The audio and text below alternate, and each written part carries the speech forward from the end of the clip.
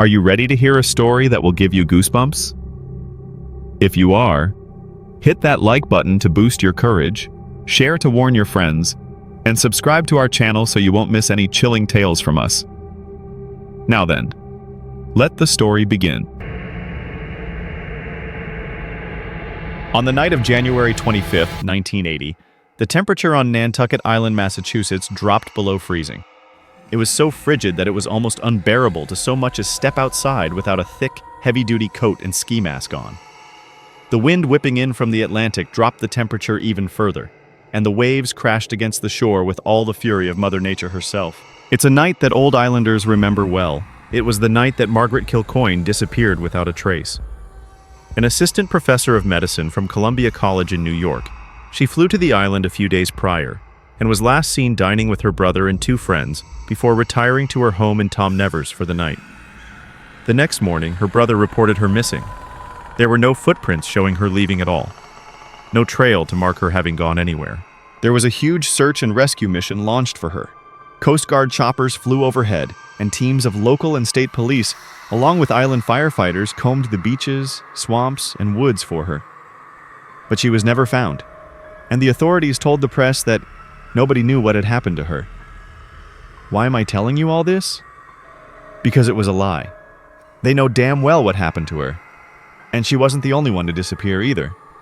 And it's time the truth was told. I was a young man back then, only just having turned 28 years old.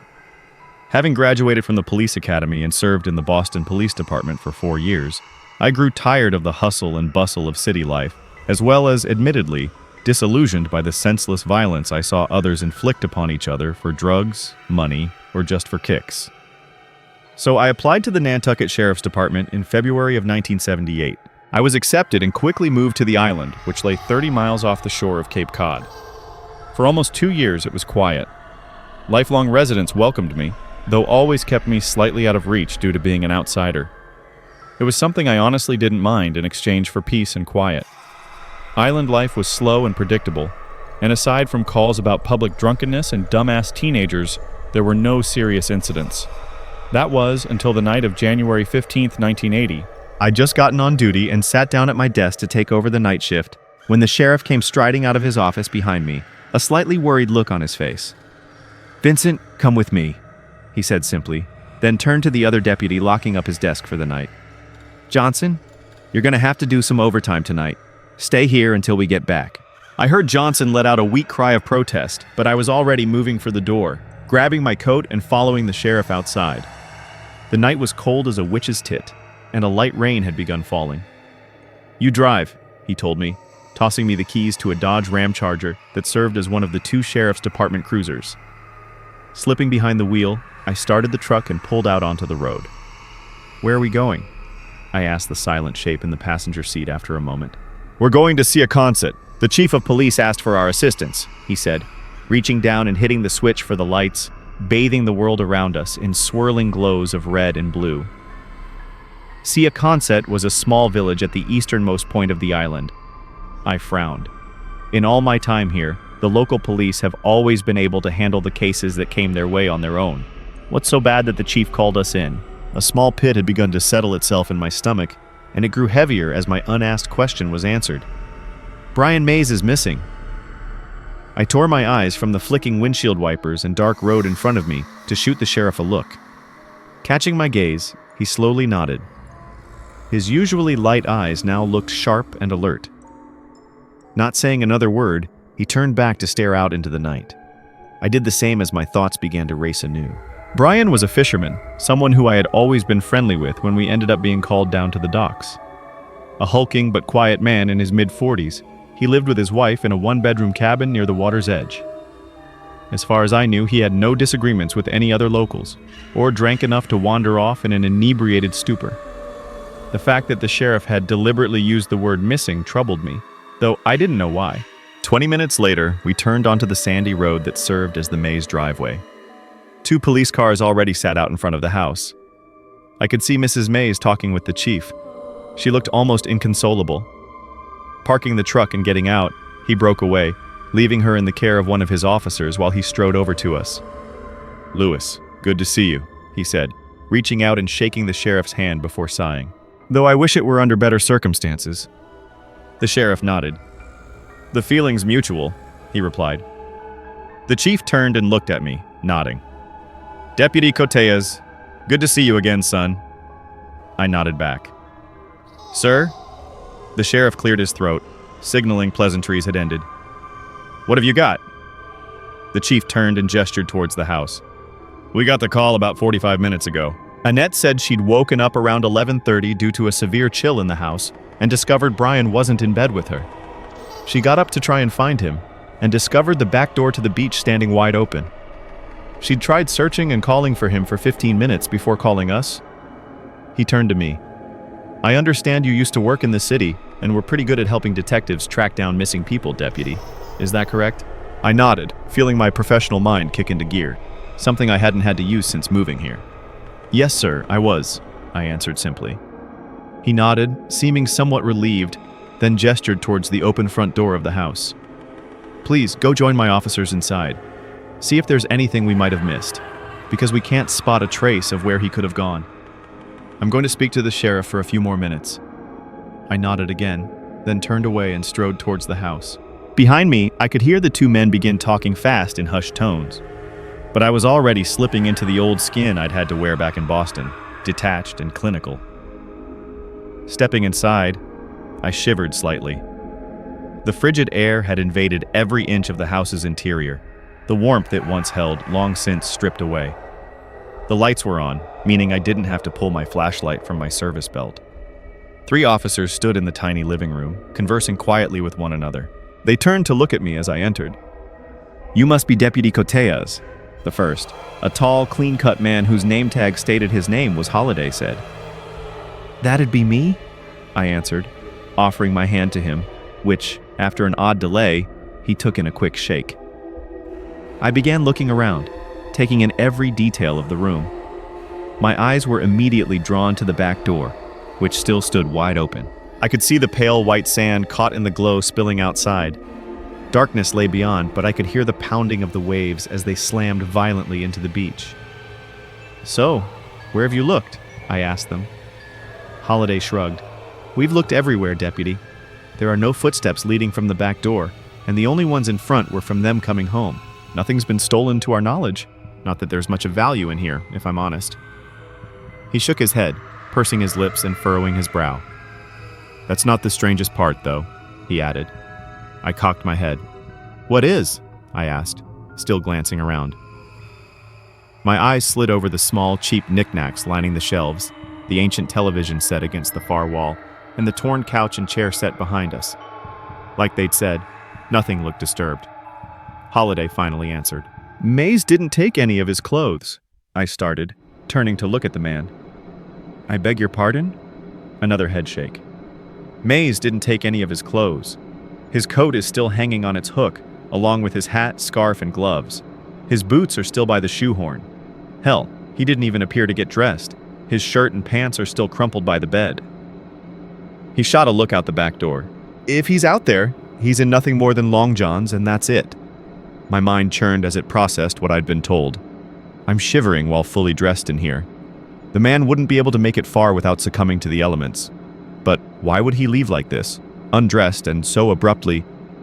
My gaze fell upon the kitchen, where I spied the fridge standing slightly open, yellow light spilling out from within. I crossed to it, the officers trailing behind. On the countertop next to the fridge, the ingredients to make a sandwich had been placed. An open jar of mayonnaise and butter knife stood beside 2 slices of bread and ham. My mind put dots together, creating a mental picture in my mind. "It looks like he came out from the bedroom to make himself a late-night snack," I said, reaching out and gently closing the fridge door. I looked back at the living room, then walked towards it. He was making the snack when something drew his attention to the back door. I turned and looked at the shaft of light spilling outside and the void beyond. I could see the half-awake man in my mind's eye, slowly approaching the closed door.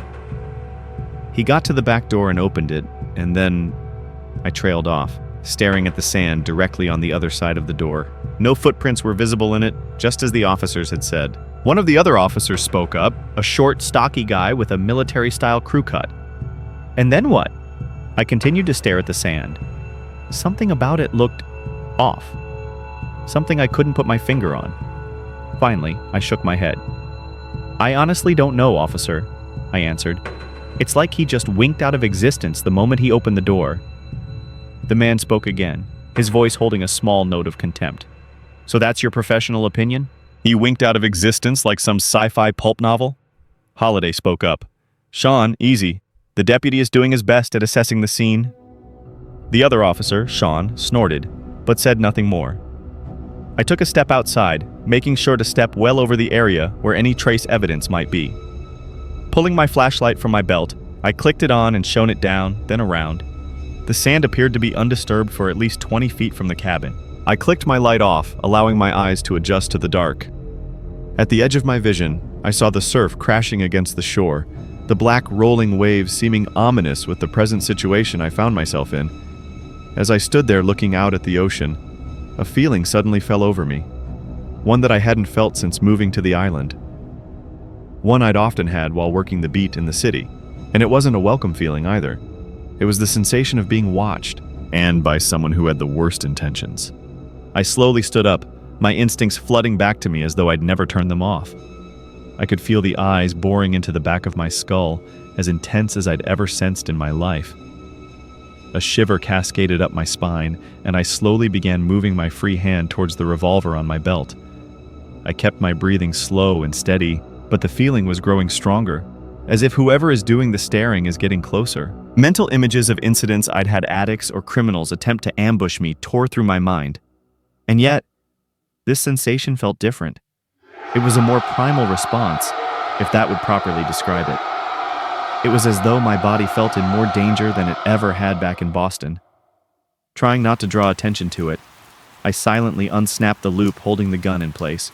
Behind me, I heard a single sound, the snap of a branch or piece of brush cracking underfoot. And it was less than 15 feet behind me. A new feeling fell over me, one I didn't like: fear. I didn't know why, but the sound, coupled with the sudden silence that followed, sent a waterfall of it through me. I didn't dare hesitate any longer. I ripped the revolver from its holster, whirling around and snapping the light on. At the same instant, I know I saw a flurry of movement from the undergrowth behind me. I aimed the light and the gun at the space, but when the beam reached it, whatever had been there was already gone. I took a quick breath, then yelled out, my voice deep and authoritative, "Nantucket Sheriff's Department, come out of there with your hands up." I heard an explosion of movement spring up behind me, heard the officers both inside the house and out front begin calling out. But I stayed trained on the area, beginning to move around the side of the brush for a better view. Whoever it had been, and every part of me said that it hadn't been a simple animal, couldn't have gone far. I heard someone call out my name. "Deputy Koteas, what is it?" Holiday's voice boomed out. "Someone's back over here. They booked it as soon as they realized their hiding spot was compromised," I called back, not taking my eyes off the space.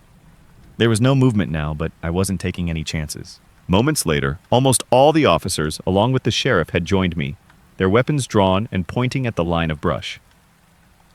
After a few tense moments of ordering whoever it was to come out, myself and few of the officers moved in to clear it. We found nothing. Nobody was there. Whoever it had been was long gone. I was almost afraid that I'd be labeled jumpy or just hearing things until Sean, the officer who I'd not gotten along with, called that he'd found a lot of trampled and cracked brush, almost exactly 15 feet from where I'd been standing. It confirmed my story. This put a much darker atmosphere over everything. We might no longer be dealing with a simple disappearance, but a much more nefarious case. Once we were sure nobody was around, we gathered out in front of the house. Once the sheriff had guided Mrs. Mays inside, assuring her an officer would be parked outside all night, the chief addressed all of us. "Gentlemen, what I'm about to request of you all is of the utmost importance. This is an ongoing investigation, and as such, it needs to be kept out of the media. We don't need the newspapers, and especially the television stations on the mainland, to get a hold of this. Not only could it mess up our investigation, but it would send the populace into a panic, and we can't afford that. So please, keep this to yourselves until such time I state otherwise. Is that understood?" Everyone else nodded almost immediately. I felt another knot begin to tie itself in my stomach. I didn't agree with the chief's call. Whenever we had a bad case in the city, alerting the media helped to keep the public aware and safe. I felt as though the chief were more thinking in terms of containing the damage than actually finding Mr. Mays, or the person who'd been skulking around watching us. Even still, I nodded. All these decades later, I wish I'd had the sense to alert the media and not let it get buried under the rug. As we drove back to the station, I voiced my concern to the sheriff, who now sat in the passenger seat writing out a report on his clipboard. He nodded when I finished. "I understand your concerns, Vincent," he began, "but the chief has good reasons for choosing to keep a lid on such a sensitive situation, and they're ones I happen to agree with." I began to speak again, but he raised a hand to silence me. "There's nothing more to be discussed on the subject, Deputy. You are to stay quiet about this case. Understood?" The tone of his voice indicated it was an order, not a request. I simply nodded, then turned back to the empty road ahead. When the man spoke again, his tone was softer. "Hopefully we'll find Brian Mays soon, along with whoever was watching you. I can't see this going beyond a single case. Just relax, son." I nodded again, still feeling as wound up as a rattlesnake inside, but trying to let the man's words be of some comfort. Still, though, I remembered the feeling I'd had out back of the house, the almost primal fear. The thought I couldn't push away that, if I hadn't been in guard and turned around when I did, I'd have been attacked. Maybe dragged off without a trace like Brian Mays had. I pushed the thought away. I hoped that the sheriff was right. I hoped this would be the only case I'd have to deal with of this nature. It somehow unnerved me, almost scared me more than anything I'd dealt with in Boston. I actually prayed that night that this would be the end of things. And when I fell asleep, to dark and disturbing dreams of the poor man being dragged away by a shadowy figure to an unknown fate, I almost felt that he would be right. He was wrong. So very wrong. 2 nights later, halfway through the graveyard shift, we received another call from the chief. Another person had been reported missing, this time from a home near the South Shore. A 23-year-old woman named Jenny who'd worked as a cashier at one of the grocers downtown. Her boyfriend had, just like Annette Mays, woken up to find it freezing and gone downstairs to find the back door opening onto the beach, swinging in the wind pouring off the Atlantic. When we arrived, it was almost a carbon copy of the Mays case. She hadn't taken any clothes, and it seemed she'd woken up to use the bathroom when she'd gone to investigate something. There was one difference that caught my eye. A Russian nesting doll, which had sat on a shelf next to the open door, had been toppled from its perch, spilling out the smaller dolls onto the carpet. The sight of the spilled and chipped toy caused a new wave of trepidation, and yes, fear to sweep inside me. It's not much, but it's a sign of a struggle of some sort.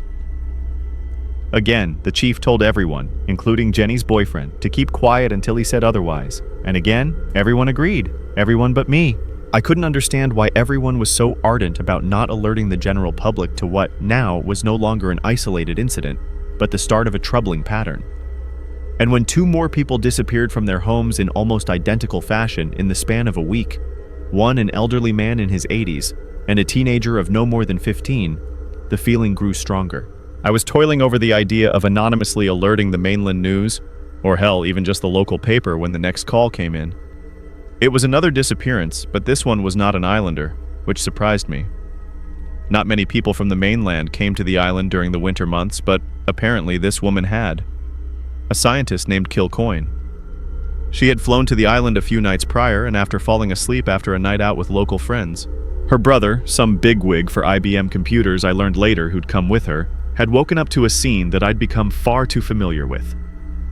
When we arrived at the fancy house in Tom Nevers, I saw instantly that the chief was angry. He looked calm for all outer appearances, but I saw him gritting his teeth tight as he spoke to the brother. Then he strode over to us. "Another one, Chief?" the sheriff asked. He nodded. "And of all damn people, it had to be the sister of a rich and well-connected city slicker." I started at the man's harsh tone. "He's not going to be someone we can keep quiet like the others," he continued, shaking his head. "The Coast Guard is going to be called, and somehow the media already has gotten a hold of the story." He shot me a suspicious look, as though he suspected I'd somehow been able to call the mainland in the half hour since we'd taken off. I shrugged, but inside, I felt a small sense of victory. I wish I had been the one who'd called, but maybe now word will get out. It needs to. We did our walkthrough. Again, just like before, the back door to the house stood wide open. None of her clothes had been put on, and no trace of her footsteps were found outside in the sand. However, there was one difference in this case, something I'd noticed as I'd looked at the back door. There, set in the doorframe just below eye level, were what appeared to be 2 or 3 deep gouges.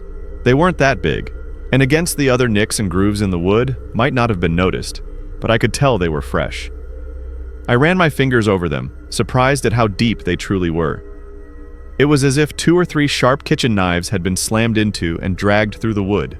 For whatever reason, it put me on edge, equal parts fearful and wary. I quickly brought the sheriff over, who regarded the marks with an odd look. It was almost as if he'd seen them before, and he simply asked me to mention it in my report. As he turned away, I glanced down at the sand just outside the door.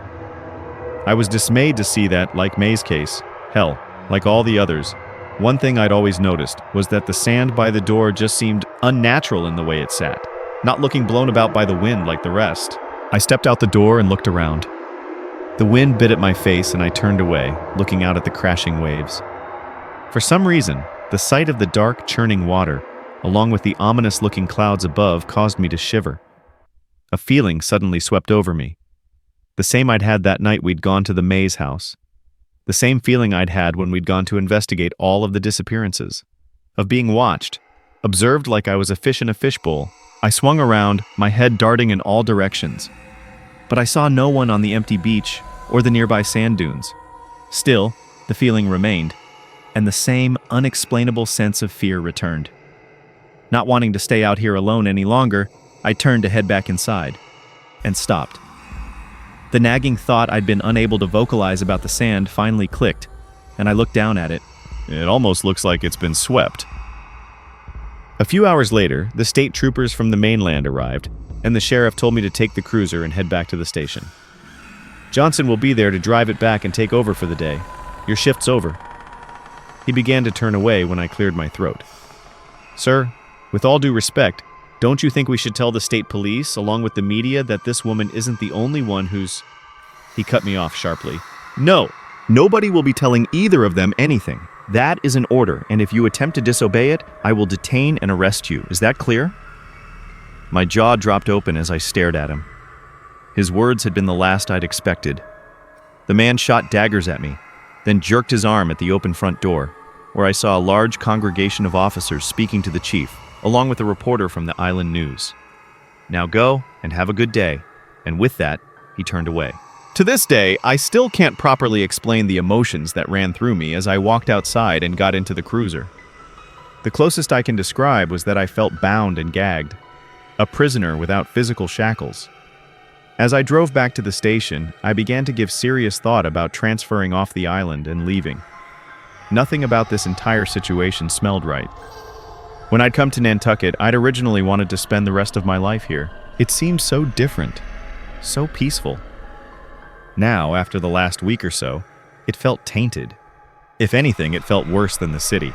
The city had dope peddlers, murderers, and rapists and fiends, but you knew about them. This place felt like secrets that shouldn't be concealed were.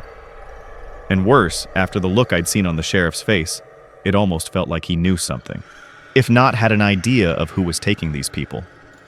I had no idea that I'd be faced with one final disappearance a few days later. One that would draw me into the most terrifying and horrific experience of my life. I wasn't even on duty when it happened. I'd been transferred to the day shift by the sheriff, who I was still on thin ice with. My shift ended at just after 10 at night, and I climbed into my Jeep CJ for the drive back to my house near Sesachacha Pond. I pulled out a cassette from the tray under the dash and slid it in, the opening guitar riffs of the Rolling Stones' Gimme Shelter echoing out from the speakers. As I drove, my mind became more and more firm in its decision to quit the department and leave the island. I turned onto a road that paralleled the ocean, houses lined up and blocking the view of the beach. I just can't do this anymore. I can't be part of some cover-up for whatever dumb reason the chief has. This is just too... I glanced up to see something run out into the road in front of me. No, not something, someone. Shit! I yelled out, jamming my feet on both the brake and clutch pedals. The rear wheels of the Jeep locked up, and for a moment the world whirled around and my ears filled with the sound of screeching tires.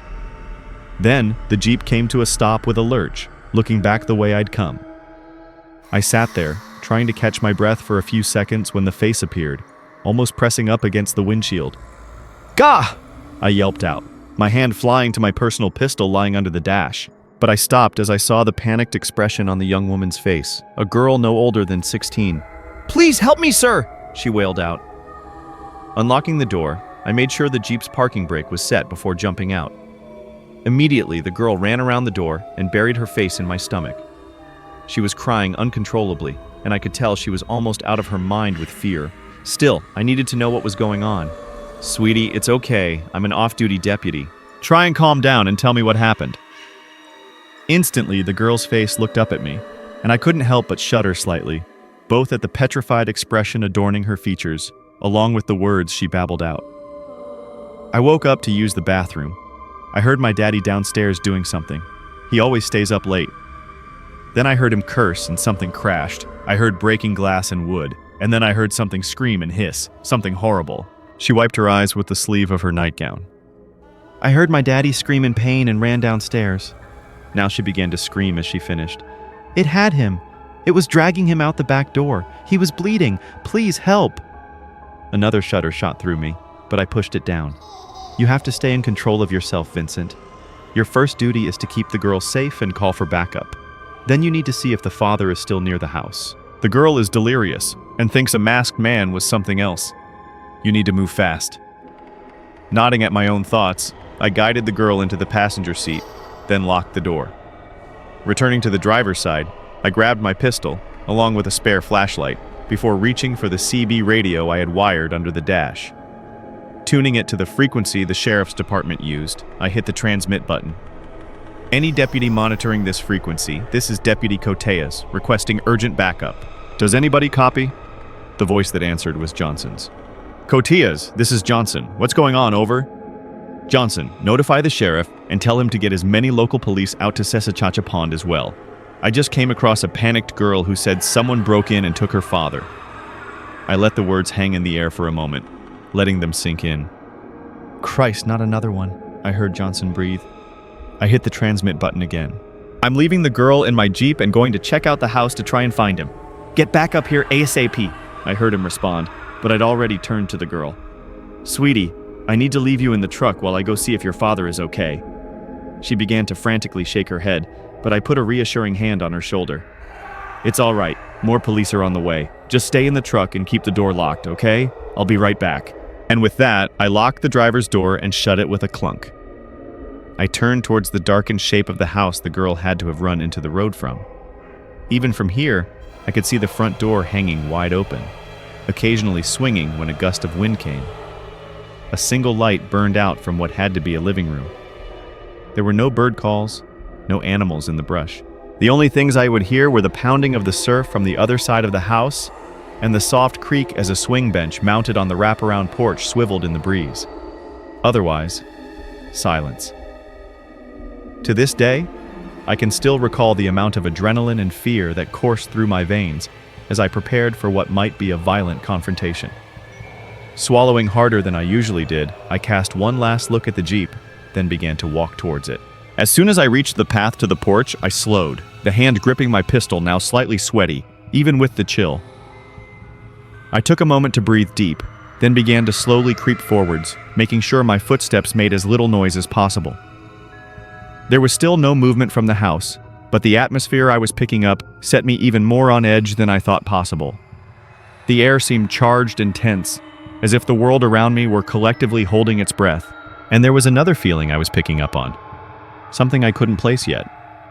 And it was the same I'd had at all of the other cases, except this was 10 times more potent. Reaching the porch, I tested the bottom step to make sure it wouldn't creak, then ascended to the open door.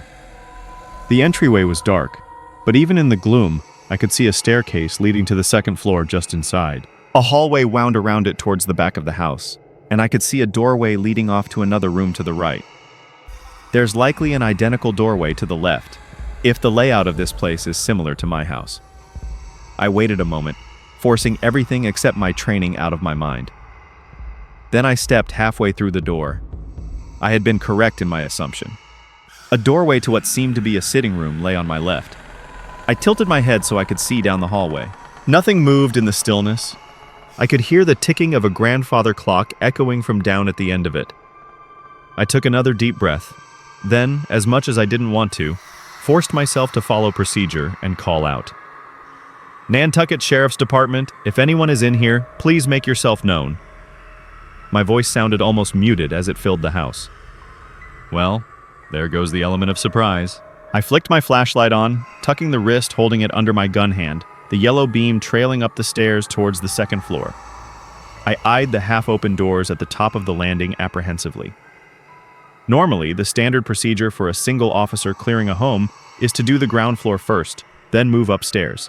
But ever since I'd gone to a domestic disturbance call 5 years ago, one which a man coked out of his mind had burst out of an upstairs bedroom with a shotgun, while I'd been clearing the first floor, I'd ingrained it in me to clear the second floor first. Moving to the stairs, I climbed them quickly, thankful that, aside from a small creak on the second step, they didn't make any noise. The first door led to what had to be the father's bedroom, the large bed empty. The second opened onto a small upstairs bathroom. The third led into what had to be the girl's bedroom. As I saw a half-open closet on the other side, I chose to enter the room, crossing and making sure nobody was hiding inside. Confident that nobody was upstairs, I turned and began to head back out to the hallway. But I froze as I spared a glance out of the window.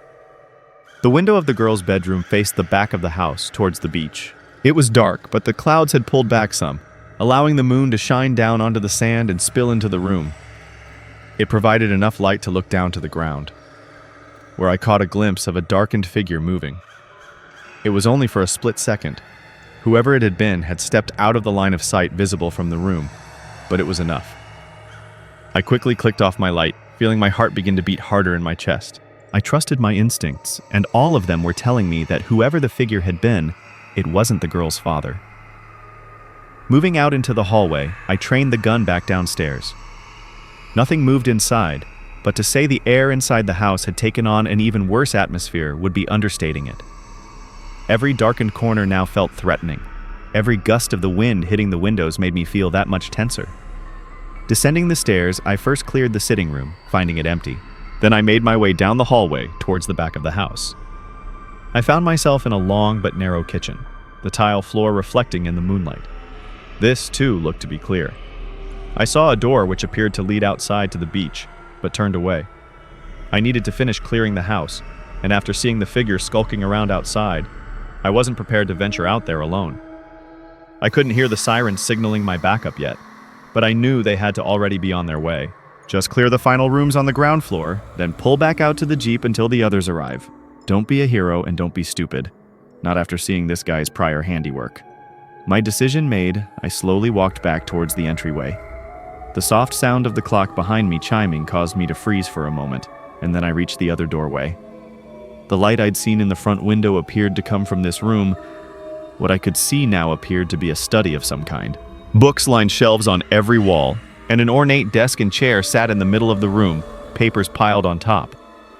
As my eyes flickered behind the desk, where anyone could easily hide, a noise came from beyond, causing me to raise my weapon again.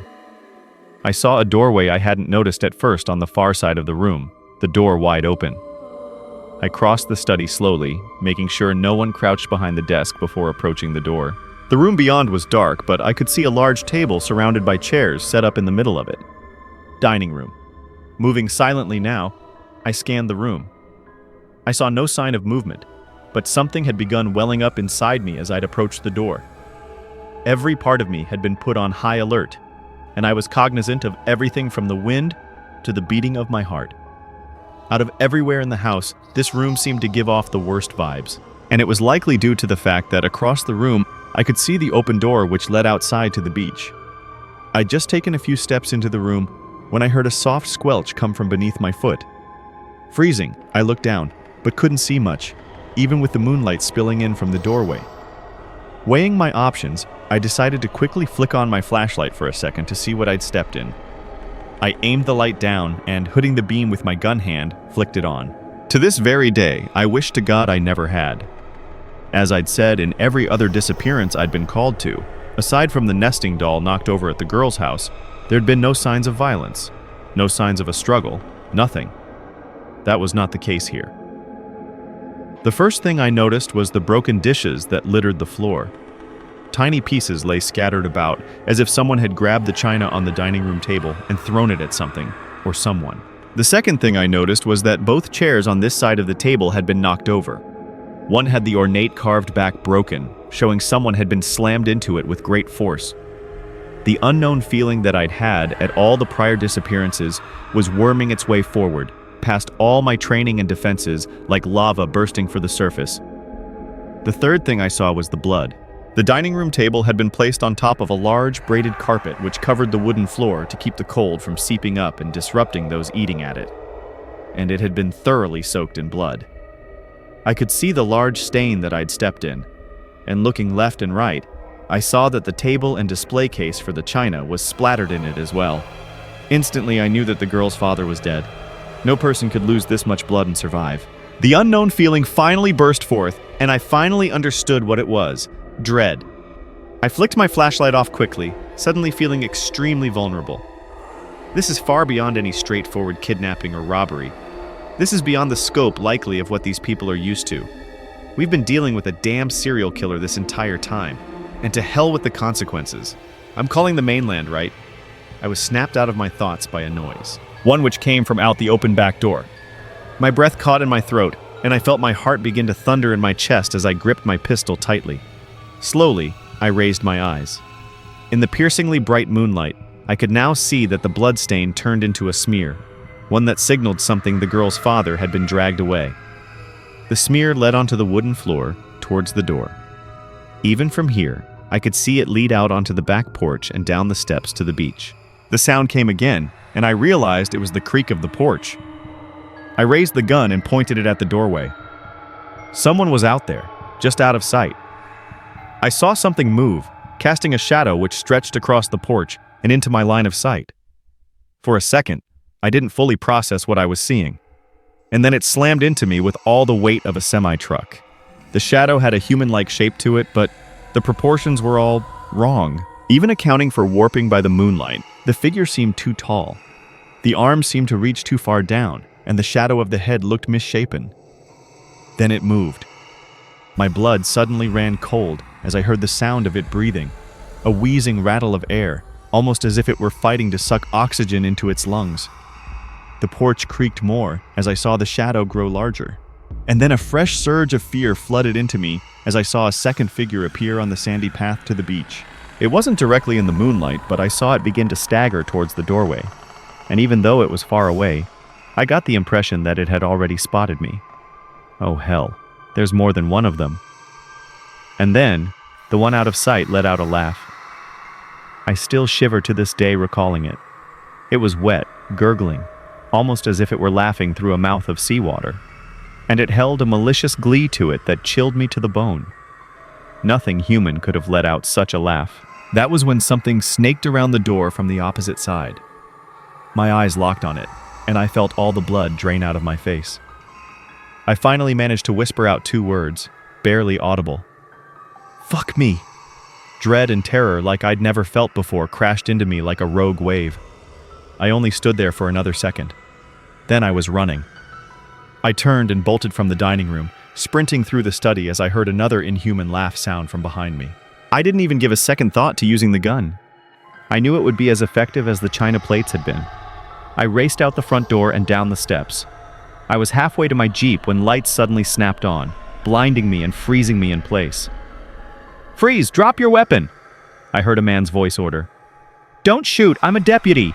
I cried out, the delirium of fear racing through my veins, causing my voice to come out higher and shriller than I'd ever heard it before.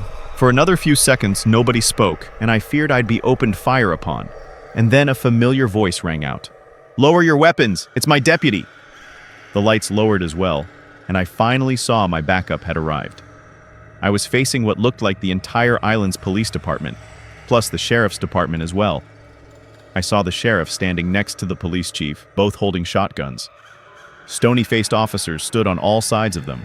I saw a few of them had already retrieved the girl from my Jeep. A blanket had been draped across her shoulders as she sat in the back of a waiting ambulance.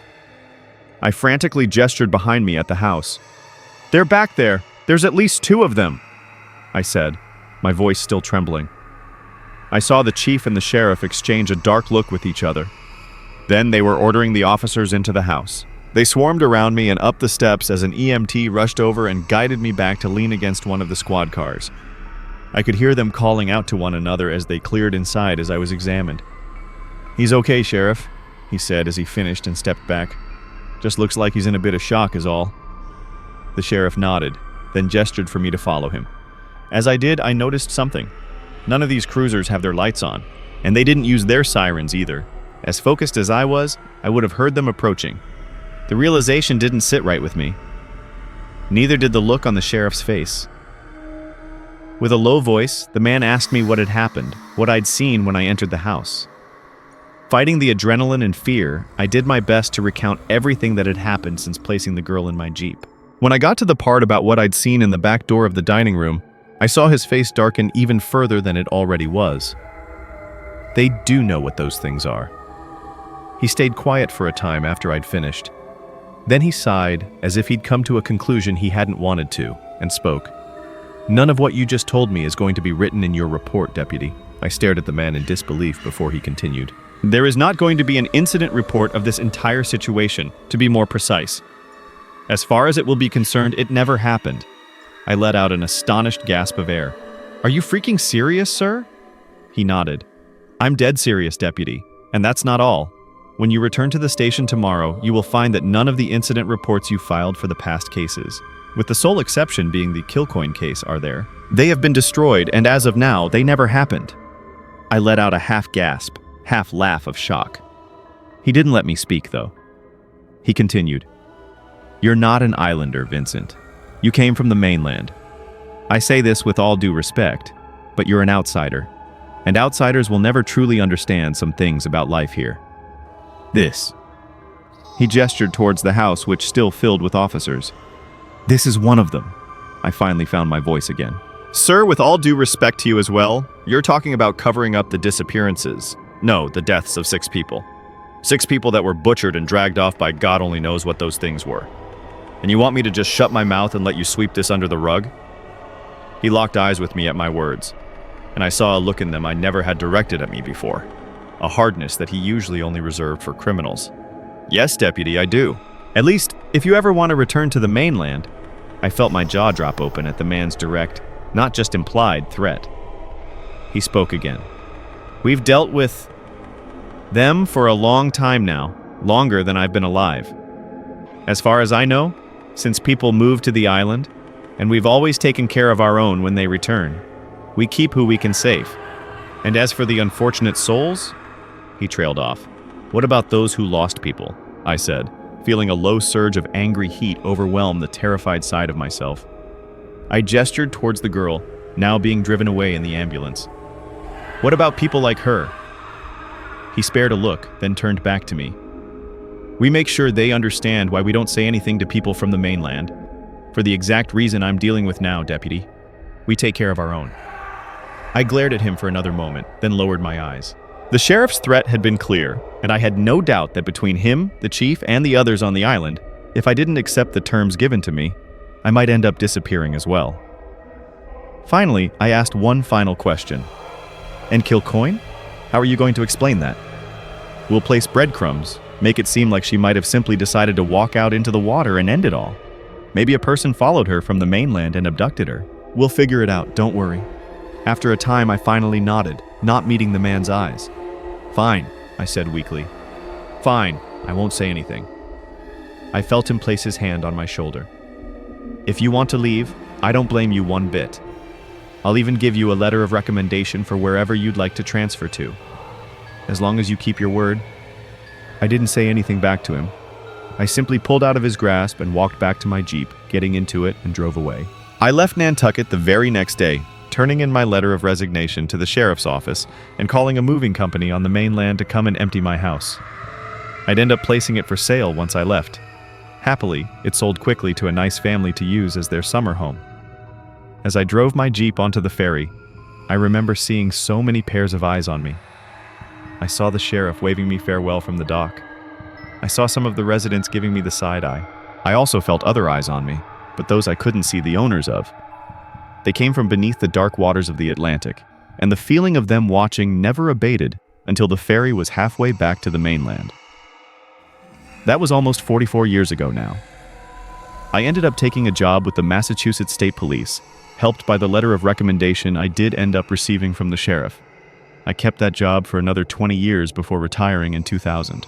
The sheriff told the truth about what would happen in the case of Margaret Kilcoyne as well.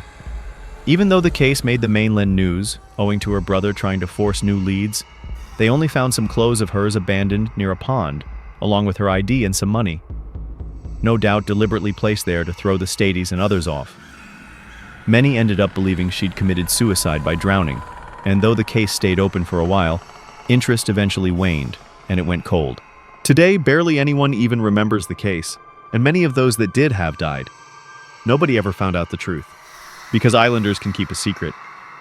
I only ever went back to Nantucket once, on a day trip in 2013. I honestly don't know why I did.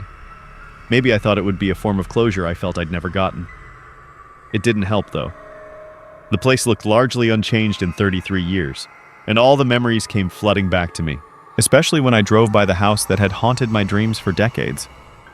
The swing still hung from the front porch, and I shivered in the driver's seat of my Saab across the street, the memories seeming as fresh as if they'd happened yesterday.